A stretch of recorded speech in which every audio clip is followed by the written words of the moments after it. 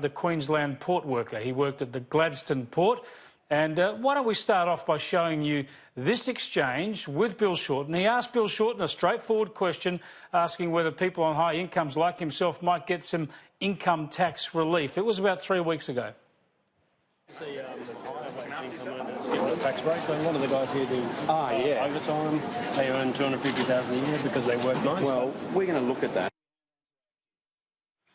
We're going to look at that, says Bill Shorten, failing to tell the bloke actually his policy is to increase his tax by 2% should he win government and increase that tax immediately. Now, Renee Viellaris, a good friend of the program, who's the national political editor of the Courier-Mail, joins us now from Brisbane. Great yarn you had today, Renee, revealing that this worker, after that exchange, lost his job, effectively lost his contract as a contractor with the port because he'd been talking to the media. He didn't talk to the media, he just asked the alternative Prime Minister a reasonable question. Yeah, that's right, Chris. I think it was, you know, I feel very sorry for this man. He forgot his lunch that day and there was a barbecue on. It was a free barbecue, so he just thought he'd pop down and get a sausage sizzle while everyone was around, and then Bill Shorten came up to him and asked him, engaged with him, and he asked him a question. And he asked him that question because he just paid a massive tax bill. So it's not like he sought out Bill Shorten. Bill Shorten sought him out. And then we had the, you know, what transpired. And it's not his fault that Bill Shorten gave a less than complete answer. I mean, Bill Shorten said, we'll see what we can do, instead of telling the bloke, well, actually, our plan is to increase your tax. And just to remember, the Gladstone Port Corporation is a Queensland government-owned corporation. It's a GOC. So anything that happens at that port would need to be ticked off by the state government. So they would have had to they would have been the ones who would have said, OK, it's OK, Bill, you can go in there and do a bit of campaigning. So there's no doubt in my mind the state government were watching and they were listening, and there might have been a bit of blowback internally after this issue. So you reckon the state government's played a role here in a bloke effectively losing his job just because he asked a reasonable question? No one would say there's anything wrong with the question, but just because Bill Shorten's misleading answer to that question created a bit of a political stir? No, I can't say for sure because I don't know. But what I think as a journalist, you just write what you know. Yep. And what we know is that the day after the press conference, he went to work, his pass worked fine, he went out, he came back in, it wouldn't work. He called his boss, his immediate boss at the port. He said, mate, I can't get in. And the boss said, oh, yeah, look, mate, I'll just come out and have a chat to you about that. And that's when he was told that, you know, it was out of his hands and that he wouldn't be working he was suspended, he wouldn't be working at the port. You know, and just on Thursday, his whole desk was packed up and sent to him. He couldn't even go and clean out his own desk. He was told that it would be sent to him. Now, the Ports Corporation put out a statement saying he was not suspended, right? Their tricky language there, if you have a look of what they've actually said, because technically this guy is a contractor. He is contracted by Wellcon, which is a you know, a specialist kind of engineering contractor, I think. But what it shows is that there's a bit of tricky language used, and because of that tricky language, the worker has come out and given us a statement today to explain exactly what has happened.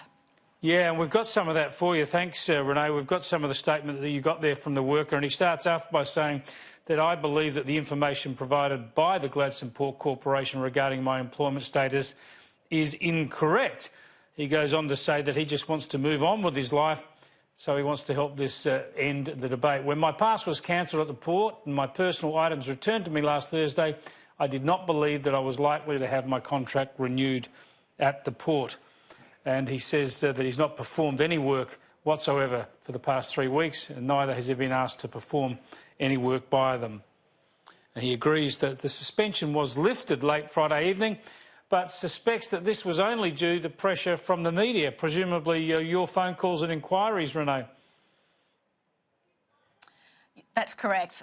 And I think once it became clear that there was going to be some blowback, that magically he receives, some correspondence saying, "Can you please come back to work on Monday?" which is quite odd, because if that was their intention all along, why would you ask for someone's desk to be cleared out?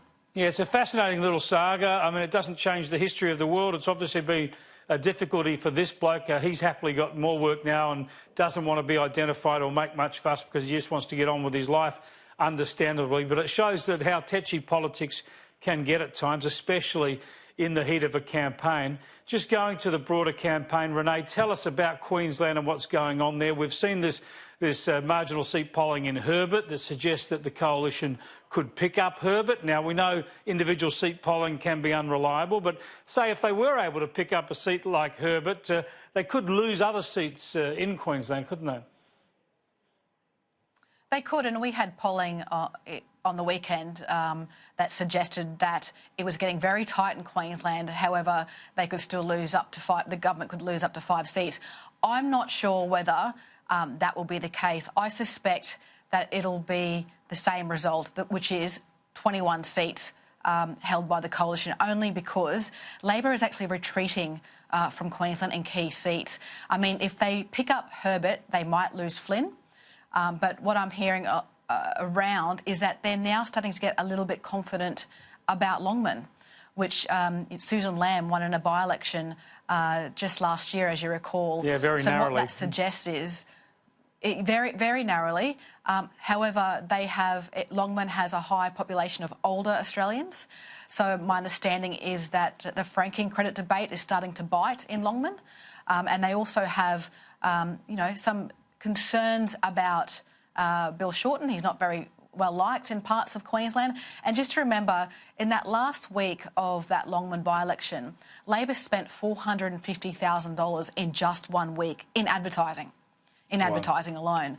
And obviously Bill Shorten can't do that in 150 seats this time. He doesn't need to do it in all 150 seats. And Scott Morrison was not Prime Minister then either.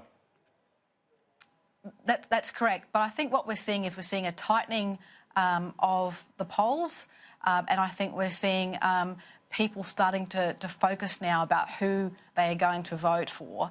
And before they probably weren't that engaged. So I suspect that it's going to be a very tight result on Saturday, as long as nothing major happens along the way. Tell me, Renee, I just noticed in that press conference with Bill Shorten a question about Clive Palmer being spotted in Fiji in this last week of the campaign. Do you know anything about that?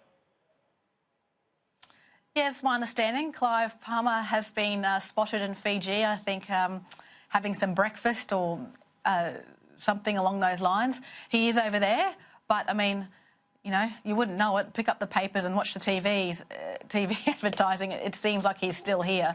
So I wouldn't expect Clive Palmer to be handing out how to vote cards in Herbert or anywhere else. It is extraordinary. Thanks so much for joining us, Renee. I appreciate your time.